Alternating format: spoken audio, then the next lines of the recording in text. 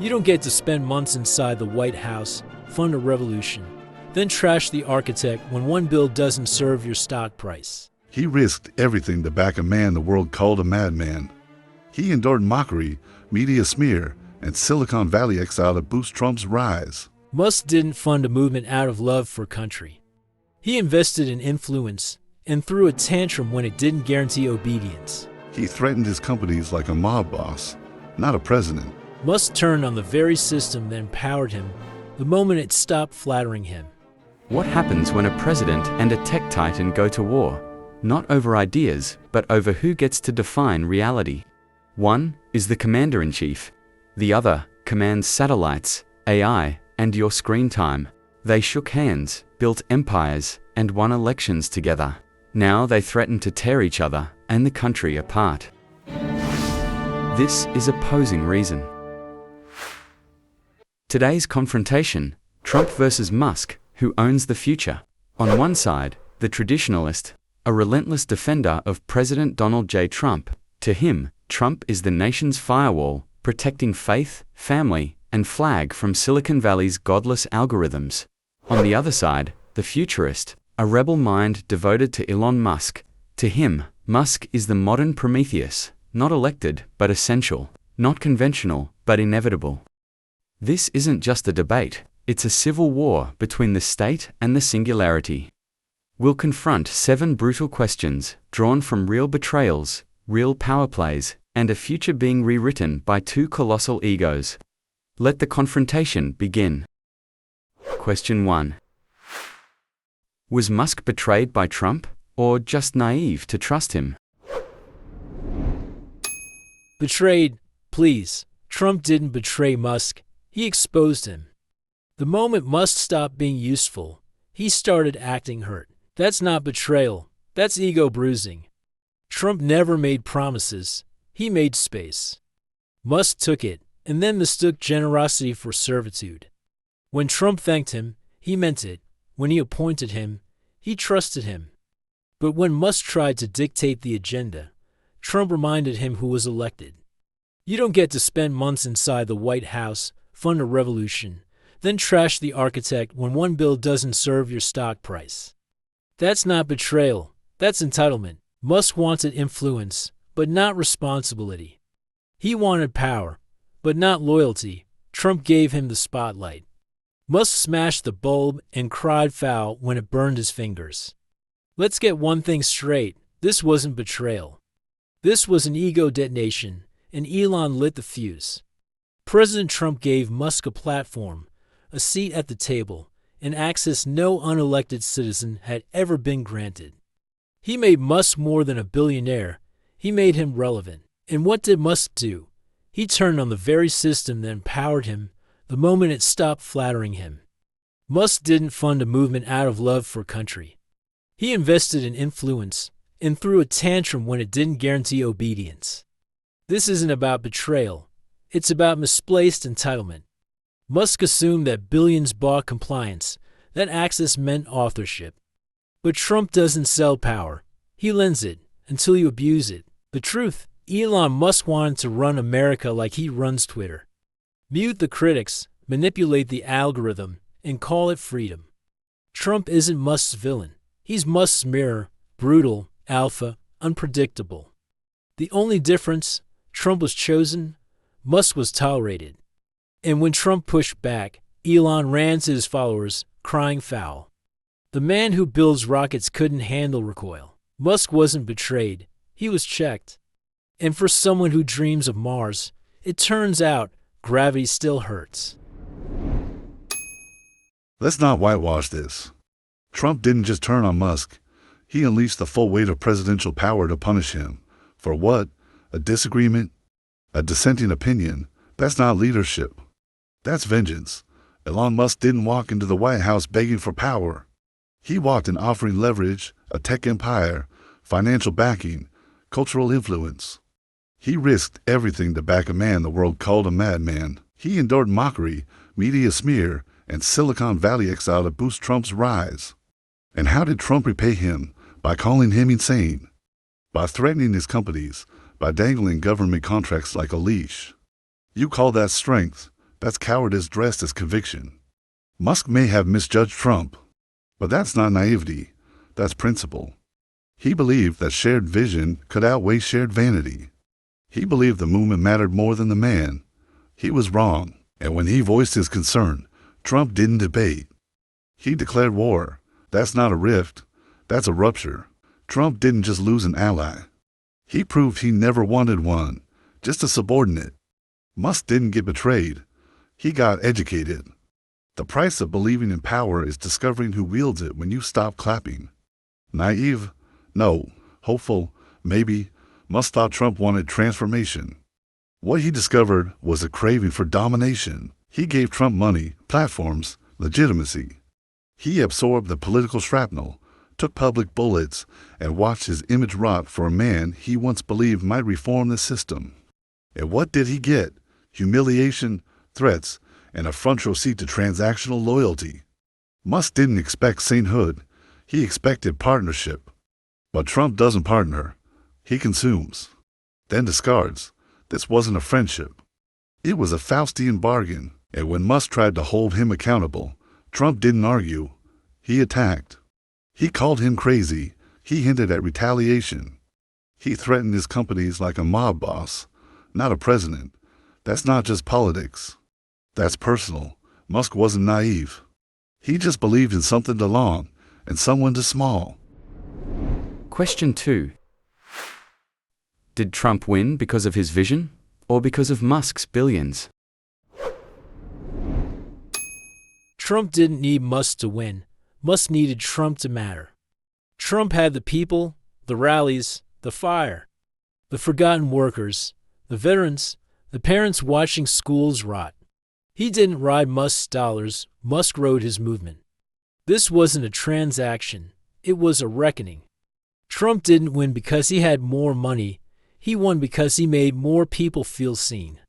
Musk donated, yes, but so did millions of grandmas sending $20 from PayPal. This wasn't Silicon Valley's victory, it was Main Street's revenge. The futurist wants to believe Trump is a puppet, but if Musk was the master, he failed. Trump didn't take orders, he took power. And when Musk turned on him, it changed nothing. Because movements don't need moguls, they need truth. Trump didn't buy belief, he earned it. And if you think a few $1 billion can manufacture that, you don't understand America or Trump. You don't win a war without fuel, and Trump's fuel, Elon Musk. He wasn't just a donor, he was the digital battlefield. He gave Trump amplification, validation, access to tech, reach, and credibility. Forget speeches, forget slogans. The real campaign happened on platforms Musk controlled, curated, and monetized. Musk didn't just write checks, he wrote code. He didn't just send cash, he sent influence. It's not about puppetry, it's about proximity to power, and Trump, for all his bravado, knew this. In the 21st century, you don't just need votes, you need virality. Without Musk's money, Trump could have shouted louder, but fewer would have heard. Without Musk's tech, Trump would have looked like yesterday's software. They weren't partners. Trump was the interface, Musk was the system update. And now that they've crashed, we see what happens when the platform fights the product. Question 3. Who's more dangerous, Trump with his crowd or Musk with his code? You fear crowds, I fear keyboards programmed by billionaires. Trump's crowd is loud, but visible. They chant, they vote, they gather. You can see them coming. Musk's code, it slips in silent. Alters reality without warning. Changes what you see, what you think, what you believe. Trump's power is blunt force, flags, rallies, walls. Musk's is silent colonization, neural links, AI hallucinations, content throttling. Which would you rather face, a man with a megaphone or a god behind the algorithm? Trump may provoke, but Musk manipulates, and let's be clear. The January 6th mob ended in broken glass. Musk's tech will end in broken minds. At least Trump's army is human. Musk's is artificial and exponentially expanding. Trump might trigger unrest, but Musk, He could reprogram democracy before you even realize it. Don't be fooled by the hoodie and the memes. He's not harmless. He's not neutral. He's the architect of invisible war. And in that war, the code doesn't blink. You want to talk about danger? Trump weaponized rage. Musk weaponizes reach. One inspires chance. The other engineers behavior. But let's ask, who built the bomb and who dropped it? Musk built tools, satellites, platforms, vehicles for connection. Trump took those tools and taught people to aim them at each other. He made facts optional, truth a weapon. He didn't just build crowds. He fed them delusion. Musk writes code, but Trump writes permission slips for violence. He normalizes chaos, justifies hate with a wink, a word, a tweet. And when it spills into blood, he denies the pen. You fear tech, fine. But fear it in the hands of the reckless, not the visionary. Trump doesn't just have followers. He has believers. And belief, when corrupted, is more dangerous than any code. So who's the real threat? The man who builds the system, or the one who turns it into a weaponized myth? Trump doesn't need code to crash the country. He just needs applause. Question 4. Is America safer under Trump's rules or Musk's code? You don't build safety with firewalls made of data. You build it with laws, borders, and courage. Under President Trump, crime dropped, jobs returned, borders mattered, and America stopped apologizing for existing. That's not nostalgia. That's sovereignty. Musk, he governs through screens. He preaches safety while launching self-driving missiles into public roads. He sells cyber freedom, but his platforms boost chaos, bots, scams, trolls, and rage. You want America run by someone who says speed matters more than process. That's not leadership. That's a software update that crashed civilization. Safety isn't about sensors. It's about standards. And Trump, for all his flaws, honors those standards, faith, family, flag. Musk might encrypt your privacy, but Trump defends your home. Ask yourself this: when cities burned, who sent the guard? When cartels surged, who built the wall? When woke corporations silenced dissent, who spoke up? Safety is knowing your president isn't testing a beta version of democracy. Trump doesn't code security, he enforces it. Safer, under whose definition Trump's rules criminalize difference. Musk's code amplifies inclusion, connection, possibility. Trump talks security, but builds cages. Musk builds satellites that give internet to war zones, schools, and silence. Trump shuts borders. Musk opens bandwidth. You want to talk about safety. What's safer, a man who fears new ideas or one who launches them into orbit?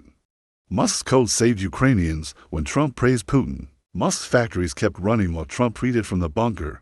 And let's talk accountability. Musk's code is visible, measured, debugged. Trump's rules? Executed behind closed doors, cheered by cultists, written in fear. Safety isn't the absence of crime, it's the presence of freedom. And freedom doesn't need fences, it needs firewalls, the kind Musk builds. America isn't safer under Trump, it's just quieter, because everyone's afraid to speak. Musk doesn't guard America, he uplinks it to his next version. Question 5. Is President Trump a guardian of order or just an agent of control? Order is not oppression. It is the spine of civilization. President Trump doesn't control America. He anchors it. In a world spinning into chaos, he brings gravity. Borderless ideologies, lawless cities, institutions hijacked by technocrats, this is not freedom. It is collapse with a rebrand. Trump doesn't seek control for himself. He returns control to the people. To towns forgotten by Silicon Valley, to parents silenced by DAI scripts, to workers replaced by algorithms. When he reclaims the border, he's not afraid of immigrants. He's defending identity. When he challenges woke corporations, he's not censoring. He's refusing to bow. When he limits AI and electric car mandates, He's not anti-future. He's pro-choice. You don't stop a fire with poetry. You stop it with power. And Trump wields that power not as a tyrant, but as a wall. Not to trap Americans inside, but to keep predatory elites out. Ask the small business owner buried by regulations. Ask the steel worker who watched his job vanish overseas. Ask the family whose kids can't speak their own history in school. They don't call him a controller. They call him a rescue. Trump doesn't fear progress. He fears disorder. Because without order, there is no freedom, only entropy with better marketing. Order. Is that what you call it? When a man silences scientists, threatens judges, bullies journalists, mocks migrants, and rules by fear. That's not order. That's autocracy. President Trump doesn't anchor the country. He weaponizes it. Against critics, against change, against truth. Every tyrant calls his control protection. Every despot claims his grip is for your safety. And every generation falls for it until they can't breathe anymore. What Trump calls the people, he really means his people. What he calls choice, he really means submission. And when he says America first, he means my America, my rules. The traditionalist fears Silicon Valley. But at least code doesn't jail you for dissent. At least AI doesn't gaslight you into thinking chaos is peace. Control is not a shield. It is a leash. Elon Musk builds rockets, chips, cars, networks. Trump builds walls. One expands what's possible. The other shrinks what's permissible. And when a president needs applause to feel real, he doesn't restore order. He devours it. Order built on fear is not civilization. It's just tyranny with a better slogan. Question 6. Is Elon Musk a visionary or a self-crowned technoking? A visionary? Don't insult the word. A visionary uplifts nations. Musk uplifts stock prices. A visionary sacrifices for society. Musk threatens democracy when his ego is bruised. He builds electric cars and dismantles social trust. He didn't run for office. He bought a platform. He didn't write a constitution. He rewrote algorithms. And now he believes influence equals authority. He calls himself the technoking, but no one voted for him. He launches satellites, but buries truth. He claims to fight for freedom, then bans journalists who criticize him. That's not innovation. It's imperialism 2.0. When Trump builds walls, you call it fascism. But when Musk builds Neuralink to scan your brainwaves, you call it progress. Let's be honest, Musk isn't your savior. He's a salesman. He sells you tunnels that flood, rockets that explode, and dreams that distract. And when he's bored, he manufactures a culture war from behind a blue check. His power isn't earned, it's bought. And every empire bought by wealth ends in fire. You don't need a throne to be a tyrant. Sometimes all you need is Wi-Fi, fanboys, and no one brave enough to say no. He's not a president. That's the point. Elon Musk didn't inherit a party machine or manipulate a base. He created empires. Tesla, SpaceX, Neuralink X, he turned sci-fi into supply chains. While others tweeted, he launched rockets. While politicians debated the future, he built it, brick by brick, chip by chip, neuron by neuron. You say unelected, true, but so was Steve Jobs, so was Edison. Genius doesn't wait for permission, it rewrites the playbook. Elon doesn't need applause, he needs acceleration. He doesn't govern with polls. He governs with code. Is he arrogant? Absolutely. But arrogance built Rome, wrote Shakespeare, and crossed the Rubicon. He challenges governments because governments fear speed. He makes enemies because he threatens inertia. And maybe he crowned himself technoking. But kings rule over people, Elon. He rules over possibility. You don't have to like him, but if you think he's dangerous, maybe you're just afraid of what he makes inevitable. Question 7. Who represents the future of America, Trump's nationalism or Musk's transhumanism? The future doesn't belong to robots and wires. It belongs to people, and people need a country. Trump stands for America, one flag, one voice, one border. He reminds us we're not just data points on a global spreadsheet. We are citizens with a history, a culture, a soul. Musk's vision: upload your brain, merge with machines. Erase the human flaws, and with them, humanity itself. That's not progress, that's extinction in slow motion. Trump builds walls not just to keep others out, but to keep something sacred in: identity, tradition, control. Musk wants to make us all global, but globalism is rootlessness. It's surrender to AI, to elites, to algorithms that serve no flag. You think Neuralink is evolution, it's sedation, and you won't even realize when you've given up your will. Trump may be flawed, but he believes in the beating heart of a nation. Musk believes in the blinking light of a chip. One defends your body, the other wants to replace it. So choose your future wisely: steel or silicon. The future doesn't ask permission, it uploads itself. Trump's nationalism is a wall against the inevitable. Musk's transhumanism is the bridge to what's next. We're not going back to coal and flags. We're going forward, to Mars, to artificial intelligence, to digital immortality. Trump protects what is. Musk builds what could be. You think uploading your consciousness is the end of humanity. No, it's the beginning of liberation. No pain, no decay, no borders in the mind. Trump locks the door. Musk reprograms the lock. One fears decline. The other accelerates ascent. And let's be honest, America was never about staying the same. It was about transformation, about reinvention, about defiance of limits. That's what Musk offers, a new version of the human experience. Not trapped in flesh, but freed by it. You call it unnatural, so was flight, electricity, democracy. Trump clings to gravity, Musk dares to escape it. One represents gravity, the other, acceleration. One holds the past, the other hacks the future. The question is no longer who is right, but which world do you want to live in? Who convinced you more?